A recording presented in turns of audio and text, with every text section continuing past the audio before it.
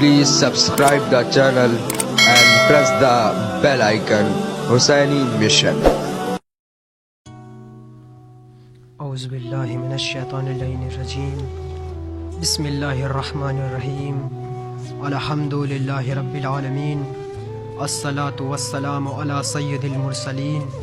اما بعد فقال رسول اللہ صلی اللہ علیہ وآلہ وسلم: من ترک الصلاة ثلاثة ایام فاذا مات لا یغسل ولا یدفن فی قبور المسلمین. ناظرین کریم، جس حدیث کریم کو میں نے آپ کے سامنے پڑھنے کا شرف حاصل کیا،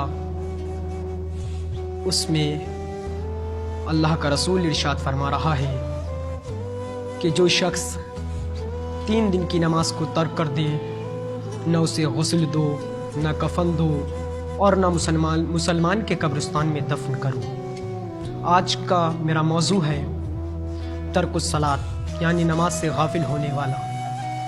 ناظرین کرام، نماز ایک ایسی عظیم عبادت ہے جس کے ذریعے سے انسان قربت الہی کو حاصل کرتا ہے، جس کے ذریعے سے انسان گناہوں سے دور رہتا ہے. نماز بہت عظیم عبادت ہے جس کے لیے تاریخ میں ملتا ہے کہ ایک مرتبہ رسول خدا حضرت محمد مصطفیٰ صلی اللہ علیہ وآلہ وسلم کی خدمت میں ایک شخص آتا ہے اور کہتا ہے: یا رسول اللہ، میں نماز پڑھتا ہوں، میں روزہ رکھتا ہوں، میں حج کرتا ہوں، میں تمام واجبات کو انجام دیتا ہوں اور تمام محرمات سے پرہیز کرتا ہوں، لیکن میرے گھر میں رحمتیں اور برکتیں نازل نہیں ہوتی. تو اللہ کے رسول نے ارشاد فرمایا کہ جا کر اپنے گھر کی صفائی کرو. وہ شخص جاتا ہے اپنے گھر پر اور صفائی کرنا شروع کر دیتا ہے. وہ صفائی کرنے کے بعد چند دن بعد رسول خدا کی خدمت میں پھر حاضر ہوتا ہے اور کہتا ہے: یا رسول اللہ، میں نے آپ کے بتائے ہوئے پر عمل کیا، لیکن میرے گھر میں رحمتیں نازل نہیں ہوئیں. تو اللہ کے رسول نے کہا کہ جا کر تم اپنے گھر میں دیکھو کہ تمہارے گھر میں ایک درخت ہے، جس درخت پر ایک گھونسلہ ہے، جس گھونسلے میں ایک ہڈی رکھی ہوئی ہے جو ایک ترک الصلاۃ کی ہے. تو وہ شخص جاتا ہے اور وہاں سے اس ہڈی کو دور کر دیتا ہے. اس ہڈی کو ہٹاتے ہی اس کے گھر میں رحمتیں اور برکتیں نازل ہونے لگتی ہیں.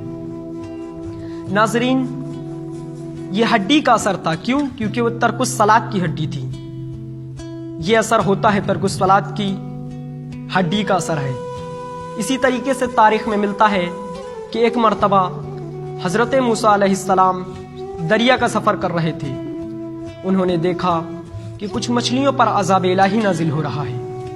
تو انہوں نے ان مچھلیوں میں سے ایک مچھلی کو مخاطب ہو کر کہا کہ تم پر یہ عذاب الہی کیوں نازل ہو رہا ہے؟ تو اس نے جواب دیا: اے اللہ کے نبی، ہم مچھلیوں میں سے کسی ایک مچھلی نے ایک ترک الصلاۃ ملا کے دانت کو نگل لیا ہے.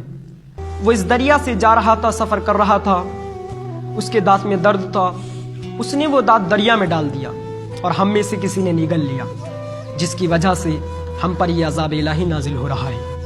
تو ناظرین کریم، یہ نماز نہ پڑھنے کا اثر ہے. جب یہ ایک انسان کے ایک دانت کا یہ اثر ہے تو باقی کا کیا انجام ہوگا. والسلام علیکم ورحمۃ اللہ وبرکاتہ.